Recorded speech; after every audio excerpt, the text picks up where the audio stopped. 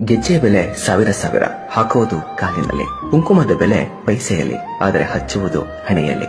ಬೆಲೆ ಮುಖ್ಯ ಅಲ್ಲ, ಇಲ್ಲಿ ಕೃತಿ ಮುಖ್ಯ.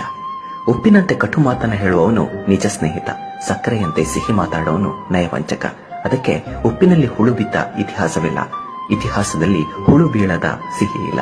ಕಾಣದ ದೇವರಿಗೆ ಹಾಲು ಖರ್ಜೂರಗಳ ನೈವೇದ್ಯ, ಹಸಿದ ಬಡವನಿಗೆ ಒಣ ರೊಟ್ಟಿ ಹಲಸಿದ ಅನ್ನ. ಇದು ಎಂತಹ ವಿದ್ಯ! ಏ ಮಾನವ, ಈ ಜೀವನವು ಅಷ್ಟೊಂದು ಒಳ್ಳೆಯದೇನಲ್ಲ. ಒಳ್ಳೆಯದೇ ಆಗಿದ್ದರೆ ಈ ಮನುಷ್ಯ ಅಳುತ್ತಾ ಈ ಜೀವನಕ್ಕೆ ಬರುತ್ತಿರಲಿಲ್ಲ ಮತ್ತು ಹೋಗುವಾಗ ಎಲ್ಲರನ್ನ ಅಳಿಸಿ ಹೋಗುತ್ತಿರಲಿಲ್ಲ. ಬಾ ಎಂದರೂ ಸನ್ಮಾರ್ಗದಲ್ಲಿ ಯಾರೂ ಬರೋದಿಲ್ಲ, ಯಾರು ಕರೆಯದಿದ್ರು ಕೆಟ್ಟ ಮಾರ್ಗದಲ್ಲಿ ಎಲ್ಲರೂ ಬರ್ತಾರೆ. ಅದಕ್ಕೆ ಸಾರಾಯಿ ಮಾರುವವನ ಕುಳಿತಲ್ಲಿಗೆ ಎಲ್ಲರೂ ಹೋಗ್ತಾರೆ, ಆದ್ರೆ ಹಾಲು ಮಾರುವವನು ಅವನೇ ಎಲ್ಲರ ಬೀದಿ ಬೀದಿಗೆ ಮನೆ ಮನೆಗೆ ಬರ್ತಾನೆ. ಹಾಲು ಮಾರುವವನಿಗೆ ಕೇಳ್ತಾರೆ, ಹಾಲಿನಲ್ಲಿ ನೀರ್ ಬೆರೆಸಿದ್ಯಾ ಅಂತ. ದುಪ್ಪಟ ಹಣ ಕೊಟ್ಟುಕೊಂಡ ಸರಾಯಿಗೆ ತಾವೇ ಕೈಯಾರ ನೀರು ಬೆರೆಸಿ ಕುಡಿತಾರೆ. ವಾರೆ ವಾವ್ ದುನಿಯಾ. ಮದುವೆ ಸಮಾರಂಭದಲ್ಲಿ ಮದುಮಗ ಹಿಂದೆ, ದುನಿಯಾ ಮುಂದೆ.